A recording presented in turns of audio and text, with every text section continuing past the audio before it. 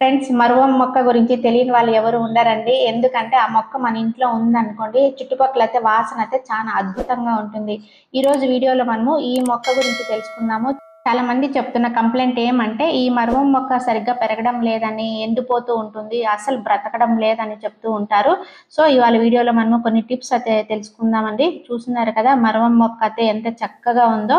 కాకపోతే ఈ మొక్కను పెంచుకోవడంలో చాలా మంది అయితే ఫెయిల్యూర్ అవుతూ ఉంటారండి. నర్సరీ నుంచి తెచ్చుకున్న, కాకపోతే మనం ఎవరి ఇంటి నుంచి కూడా మనం కటింగ్స్ తెచ్చుకొని పెట్టుకున్నా కూడా ఫస్ట్ అయితే బతికినట్లే బ్రతుకుతాయి, కానీ రాంగ అయితే మనకు అవి చనిపోతూ ఉంటాయి. ఇవాళ వీడియోలో మరువం మొక్క గురించి, దాని కేర్ గురించి, ఆ మొక్క పెంచడంలో ఎందువల్ల ఫెయిల్యూర్ అవుతూ ఉంటాం అనేది తెలుసుకుందామండి. నమస్తే, నేను Vani. Welcome back to my gardening channel, gardening with Vani. మీలో ఎవరైనా ఫస్ట్ టైం నా ఛానల్ని చూసినట్లయితే తప్పకుండా సబ్స్క్రైబ్ చేయండి. అలాగే పక్కన ఉన్న బెల్ సింబల్ని యాక్టివేట్ చేసుకుంటే తద్వారా నేను ముందు పెట్టే వీడియోస్ అని మీకు నోటిఫికేషన్స్ వస్తూ ఉంటాయి. ఇలా మనకు గుబురుగా అయితే వచ్చేస్తూ ఉంటుందండి. ఎప్పటికప్పుడు ముదురు కొమ్మలు ఉంటాయి కదా, వాటిని మనం అయితే కట్ చేసేసి పక్కనే నాటేస్తూ ఉండాలి. మట్టి చూడండి చాలా అయితే గుళ్ళుగా ఉంది, అంటే మనకి మట్టి మిశ్రమం అనేది చాలా లూజ్గా ఉండాలి. అప్పుడే వేర్ అనేది కింది వరకు వెళ్ళి బాగా స్ప్రెడ్ అవుతుంది మొక్క అనేది. ఫ్రెండ్స్, మనము ఈ మరువం మొక్కను ఇట్లా వెడల్పు కంటైనర్స్ లోనే కాకుండా చిన్న చిన్న కుండీల్లో కూడా పెంచుకోవచ్చండి. కాకపోతే మనకు గుబురుగా రావాలంటే పక్కనే కుచ్చుతూ ఉన్నాం అనుకోండి, మన మొక్క అనేది చాలా గుబురుగా వచ్చేస్తుంది. ఫ్రెండ్స్, ఇక్కడ కనిపిస్తున్న మొక్క దాదాపు 2 years నుంచి అయితే ఉందండి. చాలా చక్కగా అయితే వస్తా ఉంది. ఎందుకంటే మనము ఎప్పటికప్పుడు ప్రూనింగ్ అనేది చేసుకుంటూ ఉండాలి. అలాగే ఇలా గుబురుగా వస్తూ ఉంటుంది. ప్రూనింగ్ చేస్తూ ఉంటే, టిప్స్ అనేది మనము కట్ చేసేస్తూ ఉంటే. ఫ్రెండ్స్, ఇంకో ఇంపార్టెంట్ విషయం ఏమంటే మనము ఈ కటింగ్స్ ని పెట్టుకునేటప్పుడు మట్టి అనేది చాలా గట్టిగా ఉండకూడదు. చాలా మంది అయితే బంక మట్టిలో కానీ ఏదైనా జిగురుగా ఉండే మట్టిలో వేసినా కూడా ఈ కటింగ్స్ అనేది డెవలప్ కాదు. ఎందుకంటే గట్టిగా ఉంటుంది కాబట్టి వేర్ అనేది కింద డెవలప్ కాదు.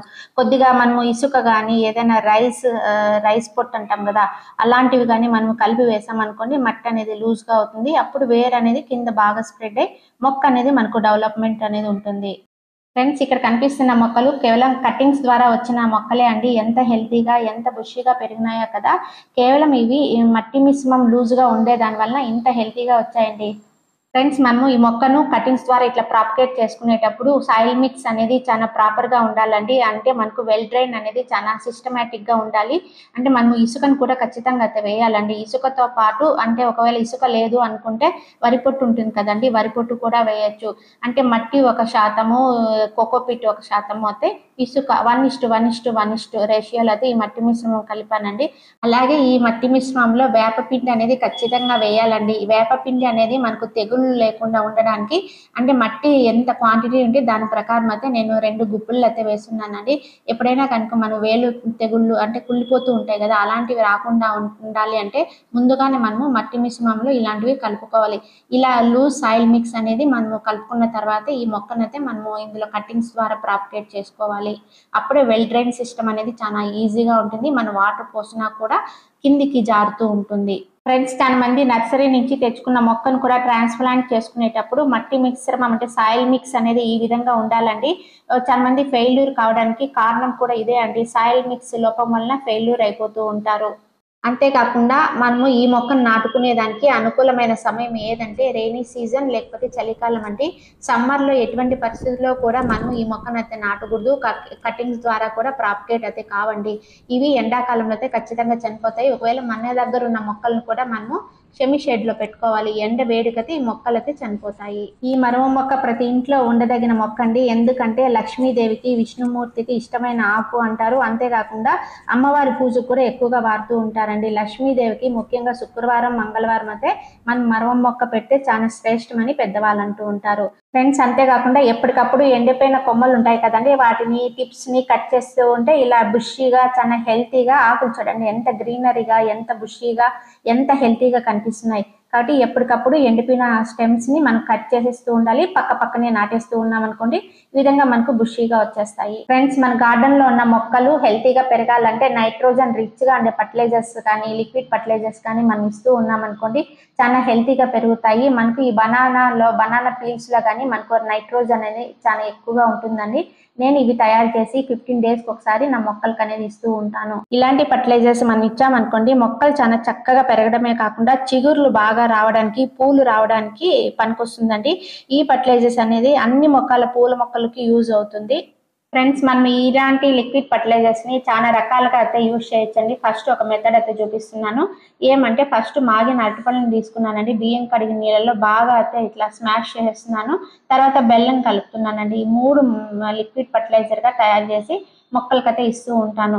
నెక్స్ట్ ఏమంటే మనకు బనానాసే కాదండి, బనానా పీల్లో కూడా మనకు మంచిగా అయితే ఫర్టిలైజర్ తయారు చేసుకోవచ్చు.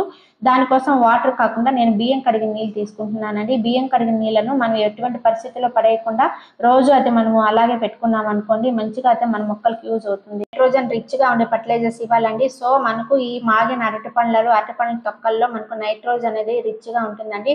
నెక్స్ట్ సెకండ్ మెథడ్ లో చేస్తున్నాను చూడండి. ఈ బియ్యం కడిగిన నీళ్ళలో అరటి తొక్కలేసి ఫర్టిలైజర్ అయితే తయారు చేస్తున్నాను. మనకి అరటి పండ్లే కాకుండా అరటి తొక్కల్లో కూడా చాలా అయితే యూజ్ ఉందండి. ఇలా బాగా కలిపేసి స్మాష్ చేసేసి 1 డే ఉన్నాం అనుకోండి, బాగా అయితే మనకు అందులో ఉన్న సారం అంతా ఈ వాటర్ లో దిగేస్తుంది. మళ్ళీ డైల్యూట్ చేసి మన మొక్కలకి అయితే ఇచ్చేయచ్చు. ఎన్నో రకాలుగా అయితే మనం లిక్విడ్ ఫర్టిలైజర్స్ తయారు చేసి మన మొక్కలకి ఇస్తూ ఉంటే మన గార్డెన్ అనేది చాలా గ్రీనరీగా చాలా అందంగా అయితే ఉంటుంది. నెక్స్ట్ మూడో పద్ధతి ఏమంటే బనానాస్ ని బాగా డ్రై చేసేయచ్చండి. బాగా ఎండకు పెట్టామనుకోండి ఇలా బాగా ఎండిపోతాయండి. అప్పుడు మనం మిక్సీలో వేసేసామనుకోండి బాగా పొడి అయిపోతుంది. ఒక్కొక్క స్పూన్ తరపున మనము మొక్కకి ఇస్తూ ఉంటే మంచి గ్రోత్ అనేది ఉంటుంది. చూడండి 3 రకాలుగా అయితే మీకు పద్ధతులు చూపించాను ఎలా డైల్యూట్ చేసుకోవాలి అనేది. ఈ 3 పద్ధతుల్లో మీకు ఏది అనుకూలం అంటే ఆ రూపంలో మనము బనానాస్ తోనే అన్నమాట ఇవి మనం తయారు చేస్తున్నాము. ఇచ్చామనుకోండి నైట్రోజన్ అనేది చాలా రిచ్ గా ఉండి మన మొక్కలు అనేది చాలా హెల్తీగా ఉంటాయి. మరవం మొక్క ఎంత హెల్తీగా బుషీగా రావడానికి ఇలాంటి లిక్విడ్ ఫర్టిలైజర్స్ ఇస్తూ ఉన్నాం అనుకోండి, ఫెయిల్యూర్ అనేది కామండి, చాలా సక్సెస్ కావచ్చు. అలాగే సన్లైట్ విషయానికి వస్తే మాత్రం పూర్తిగా అయితే ఎండలో పెట్టకూడదు. ముఖ్యంగా అయితే సమ్మర్ లో ఎండలో పెట్టామనుకోండి ఖచ్చితంగా అయితే ఈ మొక్క అయితే చనిపోతుంది. చలికాలంలో వర్షాకాలంలో మాత్రం కొద్దిగా మనం సెమీ షేడ్ లో మొక్కను పెట్టుకోవచ్చండి. ఇలాంటి జాగ్రత్తలు తీసుకుంటూ మనం కట్టింగ్స్ పెట్టుకునేటప్పుడు సాయిల్ మిక్స్ అనేది చాలా ఇంపార్టెంట్. ఈ మరవ మొక్కకు loose soil well drain system లో మనం సాయిల్ మిక్స్ ని పెట్టుకున్నాం అనుకోండి, మొక్క అనేది చాలా హెల్తీగా పెరుగుతుంది. ఇసుకలో కానీ వరి పొట్టు కూడా మనం వేసుకున్నాం అనుకోండి, వెల్ డ్రైన్ అనేది సాయిల్ మిక్స్ మనకు తయారవుతుంది. అప్పుడు మొక్క అనేది మనకి ఈజీగా అయితే గ్రో అవుతుంది. అంతేకాకుండా మనము వాటర్ అనేది డైలీ ఇవ్వకూడదండి. ఓవర్ వాటరింగ్ కూడా ఇవ్వకూడదు. మట్టి కొద్దిగా గట్టిగా అయినప్పుడే చూసి మనం వాటర్ దానికి మొక్క తగినంత ఇవ్వాలండి. ఎక్కువగా అయితే ఇవ్వకూడదు. ఓవర్ వాటరింగ్ ఇచ్చామనుకోండి మొక్క వేలు కింద కుళ్ళిపోయి చనిపోతుంది. అంతేకాకుండా మనం ఈ మొక్కని ఎప్పటికప్పుడు ముదరనివ్వకుండా టిప్స్ కట్ చేస్తూ ఉండాలి. ఎండిపోయిన స్టెమ్స్ ని కట్ చేసేస్తూ ఉంటే పక్కనే చిగులు రావడమే కాకుండా లేతగా చిగుర్లు కూడా వస్తూ ఉంటాయండి. ఇలాంటి టిప్స్ మీరు కూడా ఫాలో అయ్యి మర్మం పెంచడంలో సక్సెస్ కావాలని కోరుకుంటూ ఉన్నాను. Wish you A happy gardening. ఈ వీడియో నచ్చినట్లయితే లైక్ చేయండి, షేర్ చేయండి, సబ్స్క్రైబ్ చేయండి. Thank you.